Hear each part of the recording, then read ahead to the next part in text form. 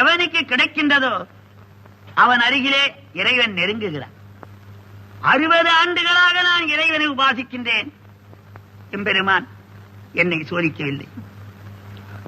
சோதனை செய்த மாணவன் தான் மேல் வகுப்புக்கு போகின்றான். தட்டி ராவி எடுத்த தங்கம் அணிகலமாகின்றது. அடித்து தோய்த்த வேட்சி வெண்மையாகின்றது. வளைத்த மூங்கில் பல்லக்கிலே இருக்கிறது. உலகத்திலே சோதனை சாதனையை தரும்.